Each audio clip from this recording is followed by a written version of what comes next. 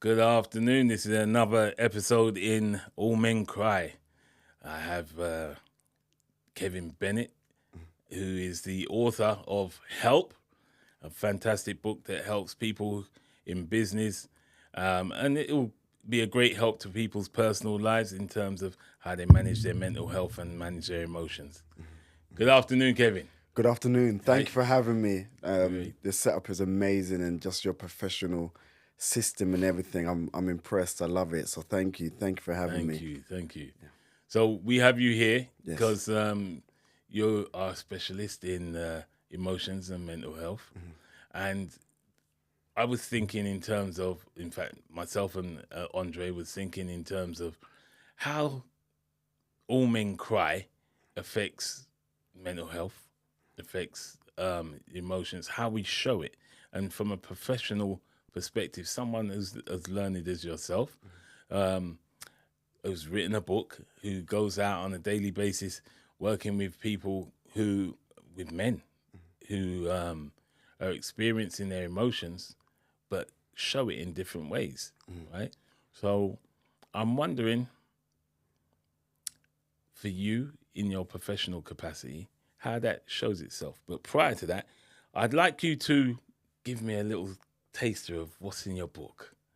Okay, so my book derives from first of all, my experiences, my life experiences, which goes back to Brixton many years ago, South London. growing up on Stockwell Park Estate, and growing up, experiencing trauma, being stabbed on 4 different occasions, resuscitated one of those times. They didn't think I was going to make it, and then had other traumas where my appendix exploded and once again resuscitated back to life, and then experiencing the death of a child, experiencing my brother got shot and killed, experiencing two of my other siblings dying as well, aneurysm, and so on and so forth, and experiencing people around me going through unbearable trauma. Sometimes when you're growing up on an estate and you're naive to what that state exudes. So, for example, you're living on top of trauma. You're living beside trauma. You're living underneath trauma. People all around you are suffering and you can't escape it, especially at a young age when you have no means or finances or currency to move from that environment. So the person that's living next to you is probably being abused in one form or another. The person beside you is come from another country where they've seen, beheadings and all those kind of things. And so it becomes a melting pot of all different types of trauma. And so sometimes getting out of an estate is very hard to do in a sound way. A lot of people carry on and move from that trauma, and bring that trauma into their lives as well. So I come from an environment where there was just so much trauma from an age, and trying to make sense of it. And so when I did get into the position to move away from the estate and I started to travel the world, I wanted to understand why my friends were the way they were. Why was I experiencing what I was experiencing? And I traveled to over 25 countries just studying human behavior and looking at different cultures, different mindsets, different behaviors, looking at aristocrats, what made an aristocrat, looking at oligarchs, what made an oligarch, looking at tribes, what made them their tribes, going throughout different parts of the Caribbean and all over the world. And I started to see that there were certain things that people had in common emotionally, feelings-wise, and there's certain ways that people would express it. And so it led me down the garden path to really start to understand how to help build and empower people, first and foremost, for my community. And so I went back to Brixton, I went back to those local areas, I started to do workshops and seminars and talks, helping our people get back to a place of understanding self and enjoying life. And it started to morph. I started to do talks in schools, Then it moved on to universities, companies, organizations, TV, radio, and it just grew and grew and grew. And it led me to writing the book as well, Who Helps the Helpline When the Helpline Needs Help. And one of the reasons why I wrote the book, because I started to see that people that were helping and building and serving others were themselves suffering in silence, suffering to the point where they would, for podcasts' sake, unalive themselves. And I wanted to know, coming from where we come from, we looked at titles as success.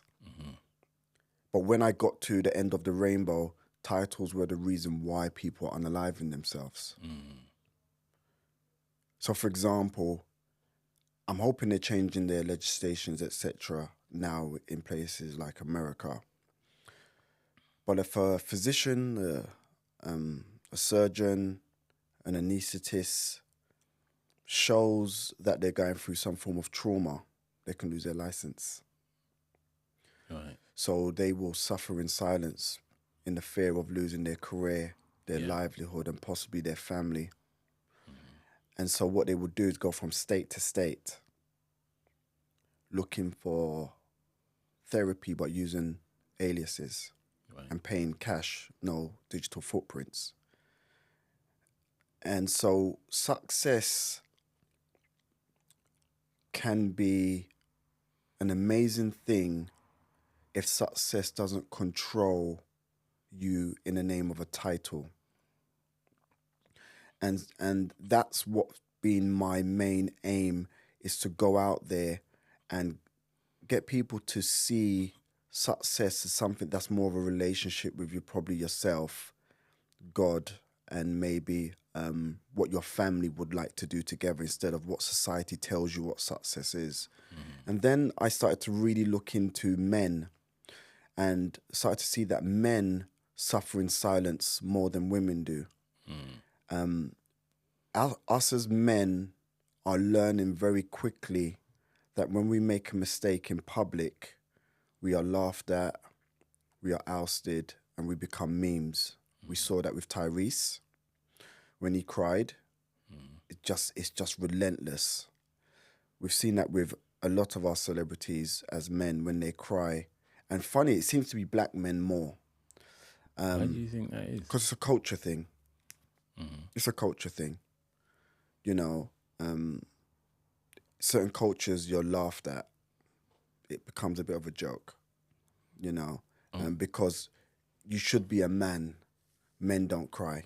Be masculine, and they equate masculinity in not all parts of our culture, but most parts of our popular culture. They equate masculinity with a certain type of look, certain type of body build, and a certain type of behavior. What have you learned is behind that? It's a multitude of things. I think one of them is that vulnerability is seen as weakness, and unfortunately, people tend to think that crying is a part of vulnerability, where crying is a release. It's a release. You've got inner crying and you've got external crying. And inner cry could be a trauma that needs to be released in one form or way. And you've got, tears, which is another type of release. And so when people cannot, there's a saying, pressure burst pipes. Yeah. And when you cannot express what you're going through, then you will explode. When children can't express themselves, they scratch and bite. And when adults can't express themselves, they stab and shoot. Yeah. And we need to redefine and change the rules of culture, whatever our culture is. Yeah. You've got all different types of cultures. Yeah, that can be very different. Yes, got, and you've got countercultures and you've got microcultures, all these different type of cultures within a culture as well, right? You countercultures. And we need to find ways to allow men to express themselves in order for them to be in a real powerful place. You know, because it's not an individual human thing to do to tell someone not to express themselves in the way that we think they should express themselves. Yeah. And that's where suffering in silence comes from. Like when people make mistakes in our today's environment, there's a gentleman, I don't want to say his name because I'm really advocating for him, but whoever knows. There was a gentleman who, some years ago, probably about 10 years ago, he made a mistake. It was New Year's.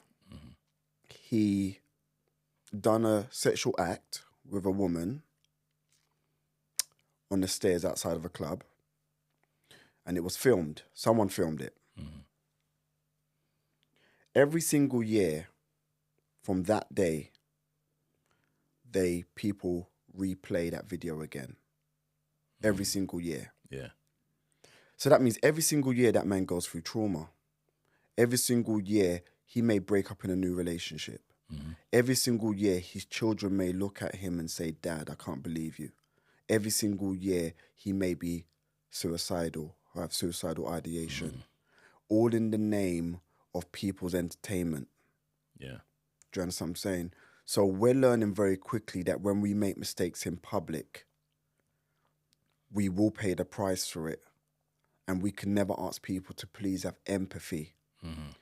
There was a program by Darren Brown, TV program. You can YouTube it and see. Very, very powerful program. And there was a crowd. So he's got the audience and they all got masks on. Yeah. And he gave them directives. So they had a keypad, and the keypad was, press A if you want that to happen, press B, fork in the road kind of thing. And there was a gentleman with his friend. His friend was in on the game. The gentleman wasn't in on the game, right? So the joke's on him. Yeah. Right? So he's in a bar, and the audience could choose. Does the woman walk past and spill a drink on him or whatever, or accuse him for, touching her inappropriately? Yeah. So the audience was like, yeah, let's choose inappropriate touching, right? So all of a sudden now, she says, "You touched me there," whatever. And he's like, I didn't. So the audience chose, okay, get the boyfriend to come over and kind of thing. So the boyfriend came over. And then he's in more trouble with the boyfriend. I'm just really lightening it, right? And then the next one was, okay, should he leave the club or, So they said, okay, let's leave the club.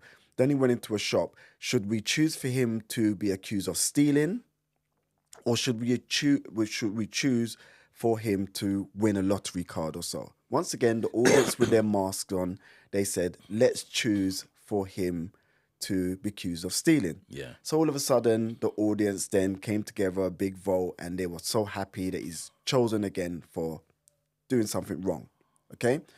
And then they said, should we choose for the police to arrest him or the police to let him go? The audience chose once again for the police to arrest him. Yeah. So as he's in the van, driving to the police van, now legally they cannot bring him to a police station because that becomes legal. Yeah. So they swapped him at the last minute with an actor, right? And so the actor then comes out of the car, tries to run away, and it shows that he's been knocked over by a car. Yeah. So while he's being knocked over by a car, the audience in that moment now are crying and they're scared and they're blaming Darren Brown that this is a stupid show. It's a bad show. Now, Darren Brown then switched it back on the audience and said, the actual experiment was on your behavior. In the name of your entertainment, you didn't care what this man was going through. Yeah. And it's the same thing that happened in the 2011 Mark Duggan riots. Yeah. That good people were making bad decisions in the name of crowd participation, crowd entertainment. Yeah. And so many good kids on an average day was arrested for crimes they would never ever do in their silo space and moment. So what I'm saying is men are normally attacked in the space of entertainment when it becomes a mass audience thing. And so we as men become we're becoming smarter in not expressing ourselves in public because we know in the name of entertainment we will become a meme like Tyrese. Yeah. Sorry, Andre has arrived in the house. Sorry. How you doing, fam? All right, Yes. brother. Greetings. Thank you. Brilliant. Let's continue. Let's roll. So, in terms of because you said a lot, you've experienced a lot. Mm-hmm. If I'm gonna take this now and say, how do you cry? Because you've had so much go on, right? And your personal experiences have obviously influenced your book.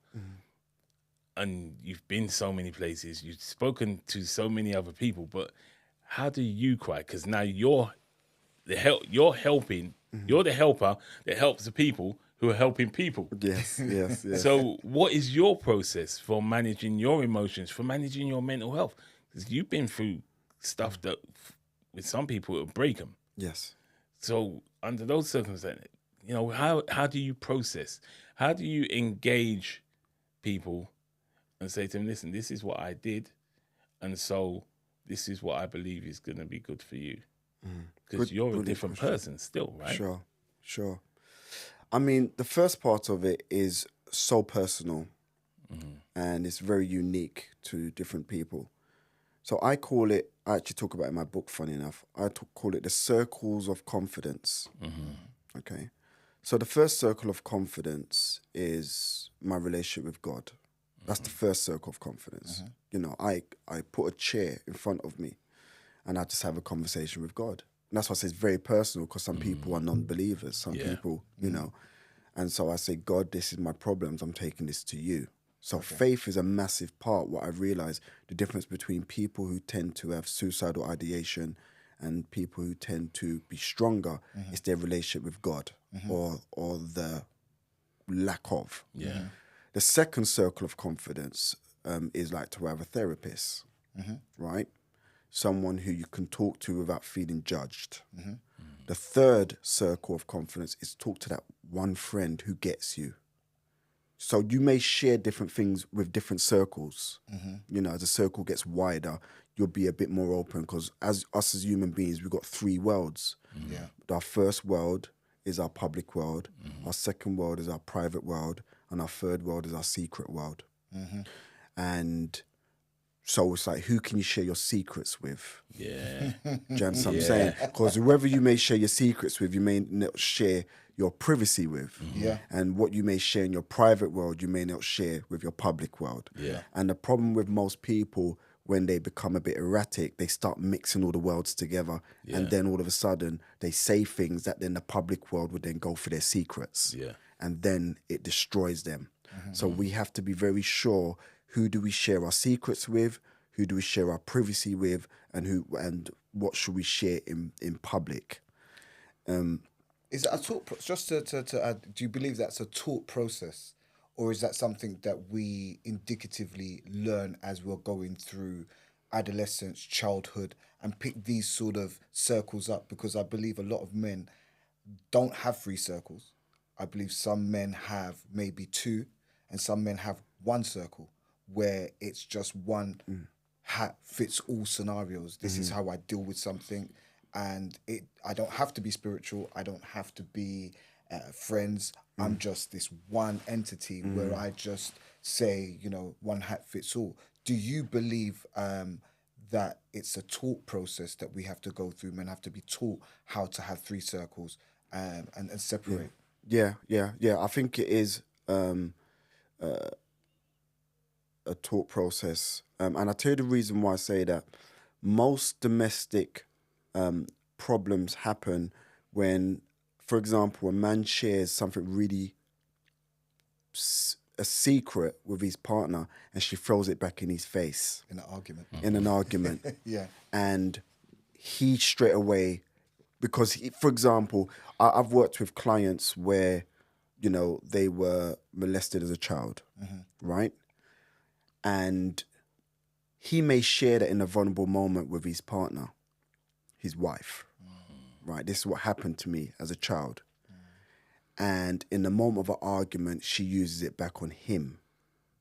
it could be the other way around, but we're talking about men Yeah, in yeah. this conversation, right? So it could be the other way around as well. For those people who say, yeah, but men could do it to women, but this is based upon men, yeah. right? And in that moment, because he hasn't dealt with that trauma, how he responds, that anchors him to a dark place. And so domestic violence would occur in a moment where he say, I blacked out. And he genuinely did, because the trauma that she threw back at him was so painful and undealt with that it becomes a situation that unfortunately he may do something he cannot turn back around again. So we need to be taught who to share with. Because, and also there's another side of it as well. Some people can't handle the weight of our own traumas. So we need to know, is that person professional enough? Is that person capable enough? Is that person worthy enough? So we need to be taught who to share certain things with in the name of us having the correct process for us to release. And also for the other side who's receiving it, they can be able to handle it and be responsible to feed it back to us as well. See, because I've seen a lot of your work. Sorry, Gary.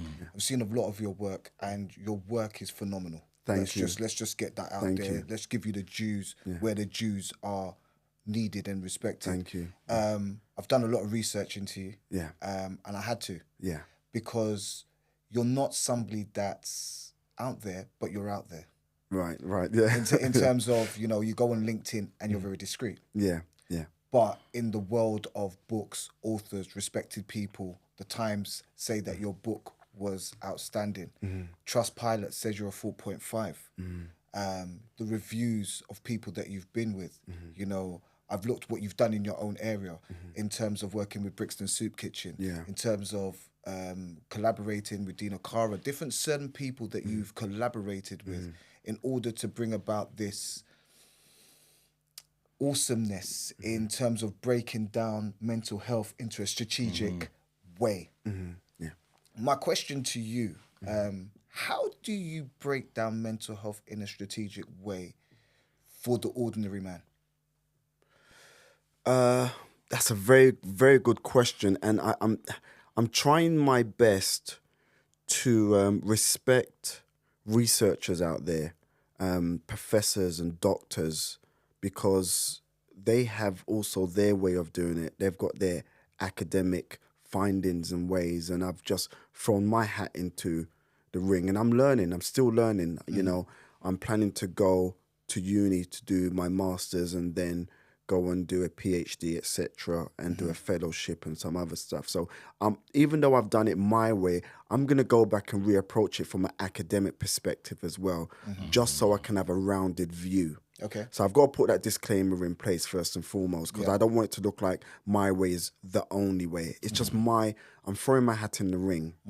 Yeah. So here's my hat in the ring moment. I believe that we're all made from God. Okay. And I believe that God is made out of atoms. Because when we talk about God is everywhere, atoms is everywhere. We're made out of atoms. This microphone's an atom. Our phones are atoms. Inside of an atom, you've got protons, electrons, neutrons, quarks, photons, and so on and so forth, right? But let's talk about three just for a moment. Protons, positive. Neutrons, neutral. Keep the balance. Electrons, negative. Right? What's that got to do with mental health? Everything. Yeah? And then underneath protons, you have what they call the spiritual consciousness of love. Right? It's a consciousness. People tend to think that the opposite of love is hate. It's not. The opposite of love is fear. Right? Now, then Can you say that again? Because I want people to home in on that one, because that's really a poignant point. Yeah. Really home in on that, because I think for our audience, and I think for people out there, they will probably hear that and probably skip past and not really focus on that point. So can you elaborate on that point again? Sure. So you've got, so the consciousness of love, spelled with full capital letters, right? It comes from the energy, a lineage of God down to a proton state, then it becomes a consciousness, it's an energy. So you've got the energy of love, right? And love, think about love being an open flower that you can give and you can receive. Yeah. So if a love is an open flower, then something that's opposite must be closed. Right. And so the opposite of something that's open is closed. The opposite of love is fear. And fear is our entities. They're closed entities. And every single closed entity comes from a negative lineage of electrons, right? Then then the entities, because it's not a consciousness, they're entities. These entities then come into your life.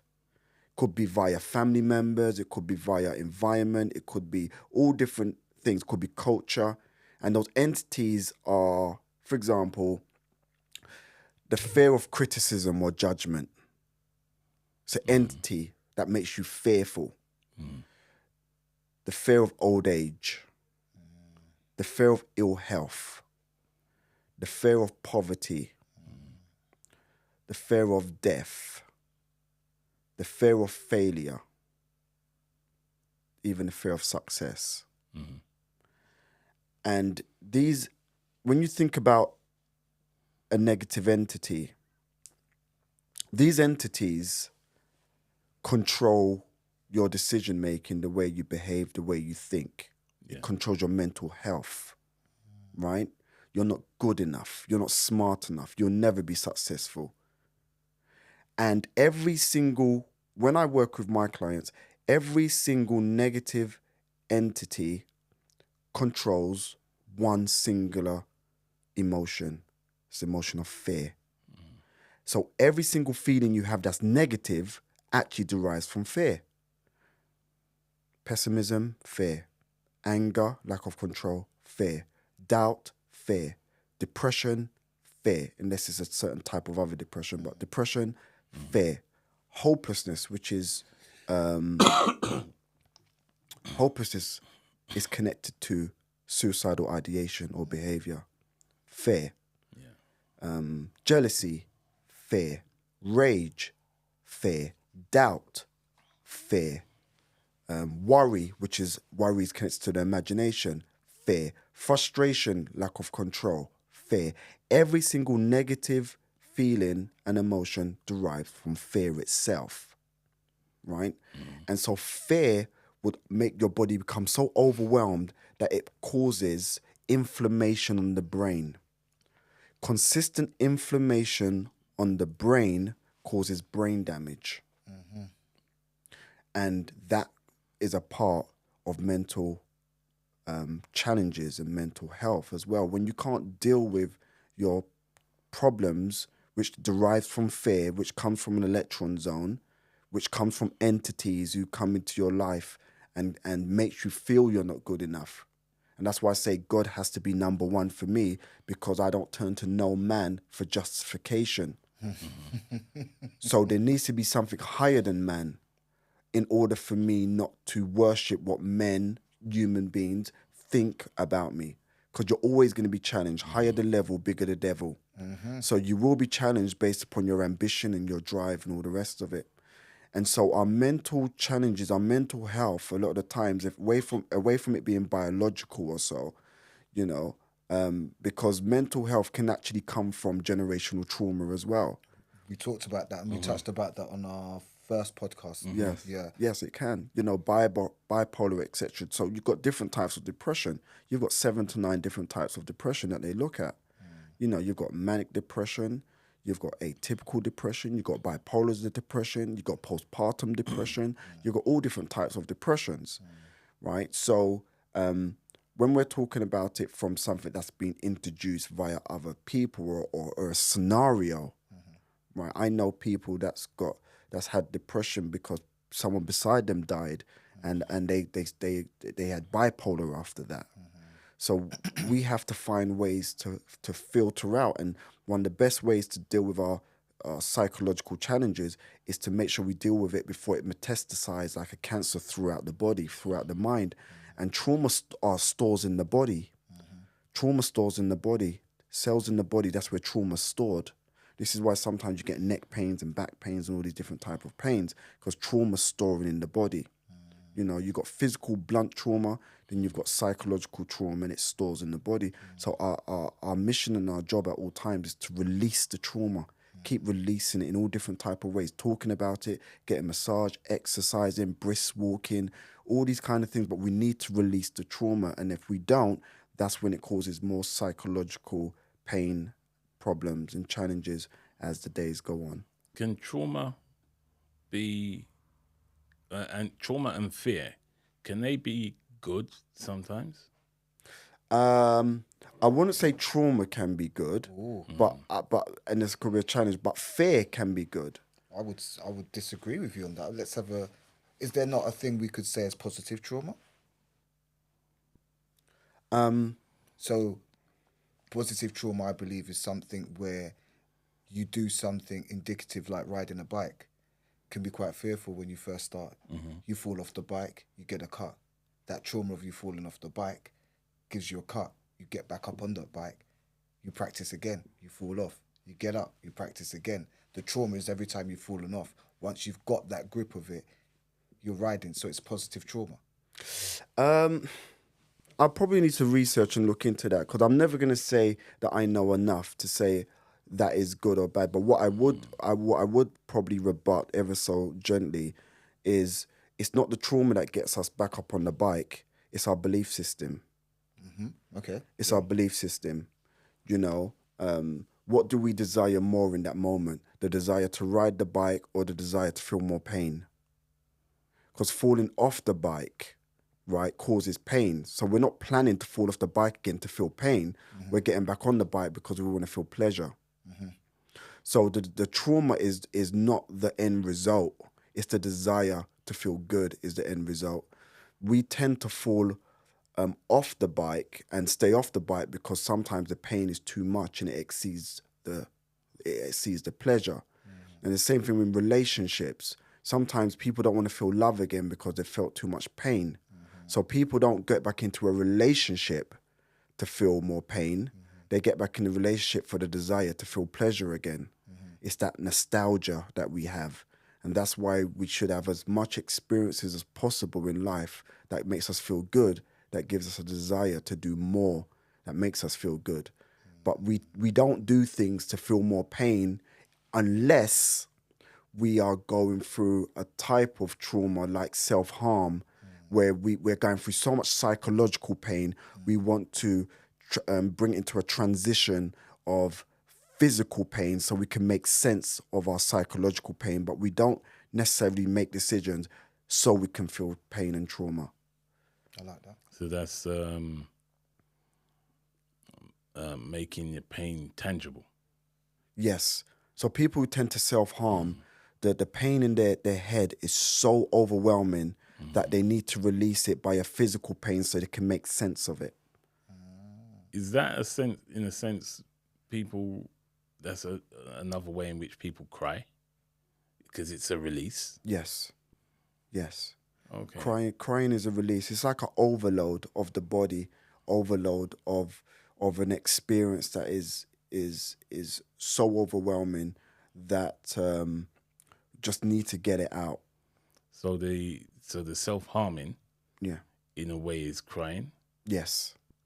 Okay. Yes. It's the next level of crying because the tears is not enough. And sometimes people can't cry because they have this type of interesting apathy. It's like they're kind of numb in one sense and they need to feel something. And so they may self-harm in those moments just to feel Something. Yeah. To have a sense of an emotion. Yes. An emotion. Yes. Yeah. Yes. They need to make sense of it. You mentioned earlier about people's responses to certain scenarios, certain situations. I have a theory which is called ARM, which is an automatic manual response. So we have an automatic manual response to many situations. Do you think that we need to be giving children more of an automatic response to adulthood, like by teaching them about emotions very early, especially young boys? So we should be looking at maybe 10, 11, 12, teaching them about emotions, teaching them it's okay to feel these things. This is how you deal with it. Teaching them about talking and opening up at an earlier age so that counseling, mentoring doesn't become something that's a myth that now I have to talk to somebody. Sure. What's your opinion on that? I think it should be younger. Developmental trauma tends to happen between 0 to about 6 to 8 years old. And the problem, a massive problem with developmental trauma is exactly what it says on the tin. It's developmental trauma. So that means the brain is still forming. And when that type of trauma sets in on the brain, it's pretty much like brain damage. It's very hard to repair because the brain was forming in the time of that trauma. So children needs coping mechanisms and understanding of self from as early as you can provide it to that child. Or it may be, it's a bit like there's YouTube videos about how to be a billionaire, but how many of us have been billionaires from those videos? So you can teach someone something over and over again, but if they don't have the true experience and skills to deal with it, it can just be another education, but yet they still in the place of psychological, emotional poverty. I like the way he uses words. Mm-hmm. He's a wordsmith. He's a wordsmith. You know, he adds poverty to the end of it, so people understand the magnitude of it. Mm-hmm. How you been, Gal? I'm good. I'm good. We've been having a good conversation, and I'm thinking about the ways in which how we cry, and the different environments that we can be in, and how that impacts the way we cry, how we deal with emotion, how we now teach the next generation how to manage emotions. The last thing that was going through my mind. So can we do a slight divide? I apologize. There's a slight difference between emotions and feelings as well. Absolutely. Of course, 100%. Yeah, we know that. So because a lot of people kind of sometimes merge the two together. Because a lot of times, you know, emotions are bodily. It's in our viscera. It's in our blood. It's in our blood pressure, etc. Where feelings could normally come from thoughts. That's right. You know, so you've got moods, you've got affectiveness, you've got emotions, and you know. You've got so there's different types. So sometimes we just need to clear it for people. Yeah, no, we have to break it down because, you know, I used a term I think this week where I said on my status, I'm emotionally unavailable. And when I said that, that carried so much weight for people that they fully understood what I was talking about. Yeah, that where I'm not there to just be picked up and put down and to be thrown away and to be used when you want. You know, a company calls you up last minute, something's going wrong, can you sort it out? No, I'm not available. I'm not available to be used as a yo-yo. And I think a lot of men get used emotionally like that because we are vulnerable to that, because we are helpers. The makeup of a man is to help, is the maker, to make things happen, to develop and to design. So when we do those things, we, as I say, an automatic male manufactured response would be, that's broken, how can I fix it? You know, powerful. Do we respond then, or do we react? We should be responsive. We should, but with so much emotion that is kind of allowed to be raw, do we place the emotion where it needs to be in order that we can respond, as opposed to just jumping and it's just quick smart? Here's the thing, we all should have emotions, but we shouldn't be emotional.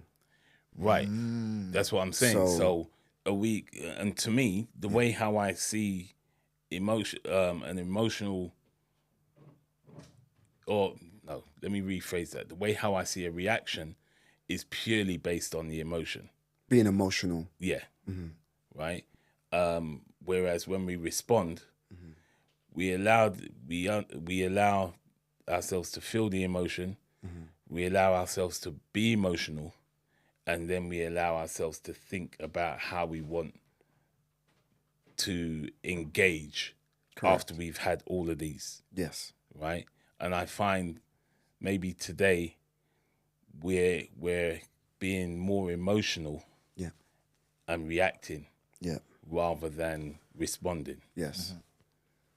Is so in your And I think that's the difference between leadership as a man and being a follower as a man. Because the most power you think about, for example, not choosing any sides there, but you think about a Putin, for example, right? Putin, can say I'm allowed to be emotional, but he's not. That's why he's one of the scariest leaders in recent history, because as much as he's being attacked, he's very, very strategic. He's not emotional. right, Even when, because think about it, to be a world leader, what does that look like? You have to sit down with enemies that want you dead. yeah, And you've got to still play poker. yeah, And you've got to still negotiate. And you still have, there's many things. Now, how many men in jail do you know are in jail because they are leaders or they were emotional, which means they were followers. They are, they're idol worshippers. Because an idol worshipper worships someone else's directives or behavior, right? You're idol worshipping me. So if I can get you to be emotional, I'm your God. I control you. Do you understand what I'm saying? So to truly be a man who can lead the world, you cannot be emotional, but you're allowed to have emotions. yeah, And the men who are emotional are at best part dead or in jail. Oh, wow. Are you going there? Are you going there? I mean, most of those men can tell you. Ask them, if you say to them, let's have a realistic, honest conversation. Why are you here today? And they'll say, because I was really upset and this person done this and I reacted. Okay, how many years you're doing? 35 years. question then, others making music, Sorry? others that some of them who are not in jail Yeah. or who are not dead, they're making music. I mean, all different types of people are making music. Because there's been so many occasions I'm listening to what people are hearing through their music. I'm like, hold on. The young people who you are talking to are actually you're treating them like they're your therapist, because you're hearing all this stuff because you want to get it out. You're basically crying down the microphone, and the people who are listening and will come to your concerts and scream your name are kids. Yep. All too often they're kids. And even when they're so-called grown people, mentally they're kids because they hang on your words so much. But what you're doing with your words is actually having a therapy session. Yeah, so that's such a good point. Now, a part of trauma, trauma and going to prison has very similar traits in a sense. Like, when the day your trauma kicks in is the day you stop maturing. So there's a lot of adults who are 30, probably 40, who are still 9 years old on the microphone in a studio because they are still expressing their trauma at their psychological, emotional age, even though they may be 40 years old. Right. And this is the downside of access to all. Very, very controversial view. But the downside to access to all means social media and having followers and all the rest of it is hurt people are leading hurt people. Wow. And Wow. it causes a generation of brokenness and hurt, which then causes generational traumas and generational pain. And that's why we're seeing such an pandemic of knife crime. Right. Because it's very much trauma-led. Because they're imploding on themselves, right? Of course. Yes. Because they can't reach out and do anything. So they're just exploding in their own communities. Yes, exactly. They're metastasizing. So, for example, when you look at it, there's so many children from different parts of the world where they saw in their village parents, family members being beheaded and so on and so forth. And then they're brought over to the UK with no proper therapy. And then they're let out into a community. And then all of a sudden, electron sees electrons, misery loves company, frequency loves frequency. And they start to merge together. And all of a sudden, that becomes an estate where the trauma lives on top of you, beside you, below you, beside you, you know. Because I have a question, actually. Would you say that, because you just brought up generational trauma, right?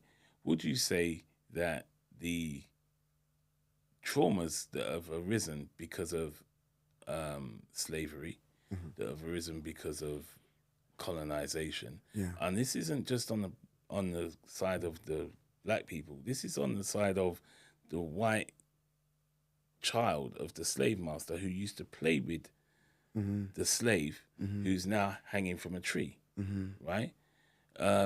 Would you say that those traumas are now, we're seeing how that's all playing out in today's society, where today's society seems to be really struggling, especially as a result of the economic downturns and as a result of COVID, for instance, right? So, because I'm looking and I'm thinking, it doesn't matter which part of the world you're in, but everybody seems to be really struggling, whether it be financially, mentally, emotionally. There's a huge struggle going on now. Where, I mean, all right, I'm married 19 years this year, and whilst it's a lot of work to make that continue to happen and be happy in it, me and my wife, I think we're doing a great job. But I noticed that 70%, I think it was, that I heard yesterday, 70% of marriages are now ending in divorce. Yeah. I have a theory behind that. Because there is no substance behind marriage anymore. There is no meaning to marriage.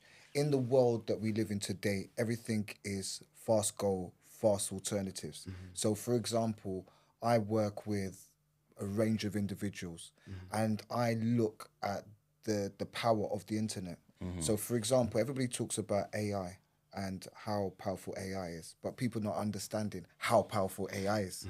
In terms of AI then describes you more than you know you.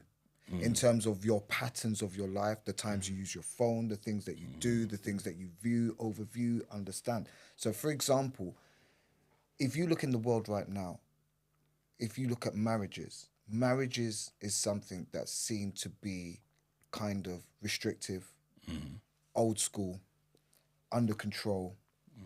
If you are in a marriage, you should be living the life of a queen. You should be having all these faculties, the money, the house, the royalties. Now, if you're a man that wants to marry a woman now sometimes, because of the way of the world, you must meet certain criterias to marry her. So no longer was it making an honest woman of her. It is now, do you have the financial funds to give me the lifestyle I want? Number two, do you have the social preference that I can relate with that's going to esteem my social preference to another social level? For example, people in the rich, in the world of the famous, can't go out with Tina from Greg's because Tina from Greg's don't cut it in that world. Even though Tina from Greg's could be the greatest person, the loveliest person, but socially, that profile doesn't meet the profile that we should have. Yeah.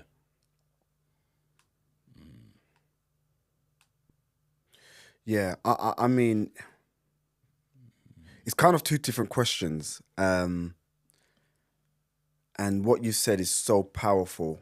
And you're right, I agree with you. I think going back to when we were talking about generational trauma that's passed down by the oppressed and the oppressor, I'm still learning that now. I was actually at UCL at a talk a few days ago and they was actually talking about it. So I'm learning about it. So I don't want to kind of talk about the findings yet because I haven't factualized it yet. But there is definitely some coalition there. What you've said is there is something there, and it still is being passed down on both sides. You know, there is a race thing, there's a cultural thing when it comes to trauma that's passed down through the generations. You know, there's a thing called mature imagery and immature imagery. And mature imagery is when you look at yourself and you can see what you look like to other people. So, for example, a mature imagery would be, I'm a black man and I get in the lift with, for example, a white woman, and I recognize how she may look at me. So my behavior in that moment may be more accommodating to her because I don't want her to feel Uncomfortable. Yeah, I've been there. uncomfortable. Do you Been understand what I'm there so saying? many times. So you have maturity about your imagery. Then you've got immature imagery. And immature imagery is when you have no clue about how the world looks at you. You don't have no clue. You're in such a bubble. You're in a silo. And so a lot of, for example, white people will have that about them, you know, and that's the generation. That's a small, very small part of the generational trauma that passes down. That we're still mindful about how we have to change our voice to be around other people. Because hello, my name is, right, and yo, wagwan brethren. Do you understand what I'm saying? Yeah. Because we're always adjusting ourselves because we have an understanding of how we should look and sound around different people. And so that is passed down through time, right? And that needs to change. Yeah. I love that. Yeah, that needs to change. And then, as I said, the immature imagery is when you have no clue because you don't need to change. You can be you at all times because no matter where you go, you always qualifies. Do you understand what I'm saying? And then there's a whole problem that goes with both sides. So that's a part of the generational thing that's happening. Even our children are learning to switch up in certain environments. So it's being passed down over and over again. To answer the other question, the second part of the question is culturally, we are introduced into a new culture of what qualifies for a relationship, and it doesn't work. Once again, the culture is now being led by hurt people. And those hurt people hasn't worked out the solution of what happiness is because they're hurt. You can't be hurt and happy at the same time. So we're being led as a culture by the loudest, empty barrels make the most noise. And so when you think about these people that are setting the terms for what relationships are nowadays, they're hurt people. And so we have to go back to nature in order to truly make sense of what connection, love, romance, understanding, bonding, and servitude is towards God and our relationships as well. Do you understand what I'm saying? So when we're getting into a relationship, like if you go back to the war, for example, right? First, Second World War. Why were people together? People were together. One or two of the reasons where people were together because there was a commonality in the future together. There was an agreement on the future. I keep you safe and you keep me certain. So women want security, men want certainty. Oh, I see. Right? So women want to know you're going to keep me secure innately. Men want to know when I come home to you, do I still have the same woman that I tapped into?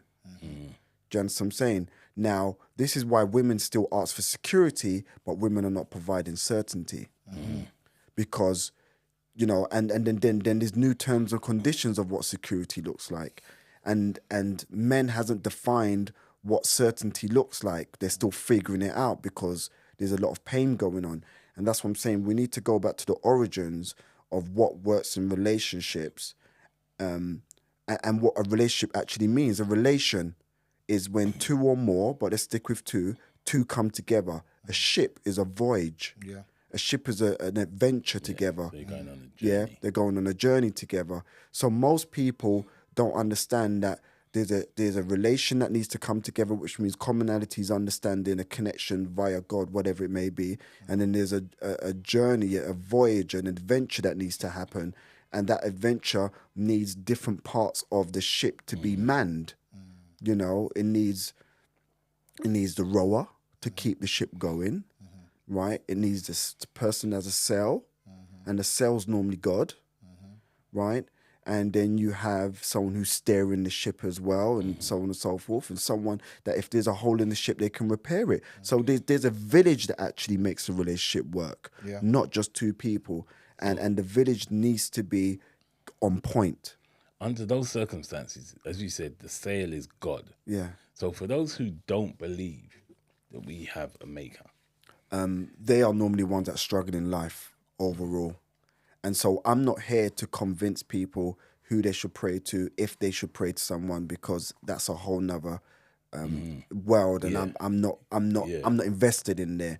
But what my research has taught me, that people who are normally non-believers normally struggle in life. It's even said in Maslow's theory. Maslow's theory breaks it down. Right. Yeah. Yeah. When people get to self-actualization, that's where they begin to understand the spiritualities. Hence why people are now meditating and doing more. Yeah.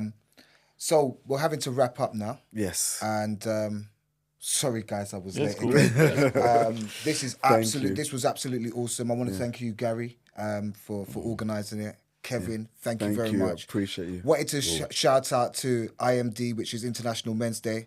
These are some of the people here. There's one other person that's going to be there, which is AJ. We're forming together a men's group, a men's networking group. We're forming this to push and allow men to have a safe space to come, have conversations like this, a safe space where you can network, a safe space where you can feel empowered. I believe in empowerment. You believe in manifestation, and you definitely believe in help and the psychological breakdown of help. And AJ does the music. So if you look at those facets all together, you have a kind of a holistic approach that we're going to be bringing. So I want to thank you all once again. Yep. This was All Men Cry. Yeah, This is, listen, who needs the help when the help line needs help? Turn it around, turn it around. Who helps the helpline when the helpline needs help? You can get it on now. Amazon. Yeah, get it on Amazon. You know, I'm going to be purchasing that book in a moment. Thank you. And this is a book that is going to help you with your business, it's going to help you with your personal life, Yes. and it's going to help you, as I love to look at things, find some peace, which is Thank you. really, really important for all of us. When we have peace, we have community, we have everything we can possibly desire, in my opinion. Brilliant. one more time, International Men's Day, coming out to you November the 17th. Look out for it. It's going to be a black tie event. You're going to see more people like Kevin Bennett, Mr. Gary here, myself, Andre, thanking you. You did not... What is your company called? EMPMAX, EMP, as you can see. And what Always do you publicity. do? Empowering people to maximize lives. We do this through coaching, mentoring, using NLP, using words of language, thought process, and breaking it all down. Fantastic. Thank you very much. Once again, take care, fans. Thank you. Thank you for having me. Thank Thanks. you.